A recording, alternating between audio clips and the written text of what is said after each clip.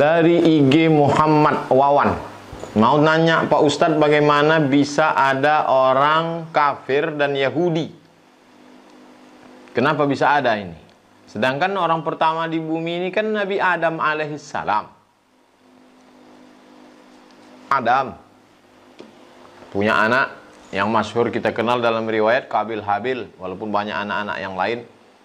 Lalu kemudian setelah itu masa Idris, Adam, Idris, Nuh. Pada masa zaman Nabi Nuh alaihissalam datang banjir bandang. Lalu kemudian selamatlah 3 anaknya, Sam, Ham, Yafis. Bisa dilihat kisah ini dalam kitab Al-Bidayah wan Nihayah, ditulis oleh Imam Abul Fida Ismail Ibnu Katsir, tarikh sejarah. Lalu kemudian setelah Nabi Nuh alaihissalam meninggal dunia, mulailah umat Nabi Nuh ini rindu kepada Nabi Nuh. Dibuatlah patung. Patung anak cucu Nabi Nuh itu menjadi orang-orang soleh, orang-orang baik, namanya Wad, Suwa, Ya'uth, Ya'uq. Lalu kemudian mereka rindu kepada Wad, Suwa, Ya'uth, Ya'uq. Ini dibuatlah patungnya. Belum acara sembah menyembah, tak ada nyembah. Hanya sekedar rindu saja. Generasi pertama. Generasi kedua mulai meminta. Generasi ketiga mulai menyembah. Inilah awal muncul kekafiran. Begitu ajaran Nabi yang lama itu hilang, datang Nabi yang baru menghidupkan lagi.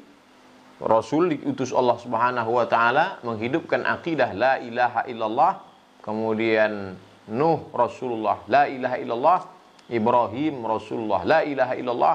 Musa Rasulullah. Nah, inilah asal usul kekufuran muncul. Lalu Yahudi ini datangnya dari mana? Nabi Ibrahim alaihissalam punya anak namanya Ishak. Ishak punya anak namanya Yakub. Yakub punya nama, satu lagi nama Yakub adalah Israel.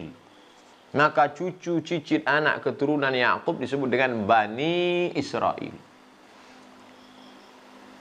Lalu kemudian Yakub punya anak namanya Yusuf. Yusuf punya saudara laki-laki namanya Yahuza. Cucu cicit keturunan Yahuza disebut dengan Yahudi.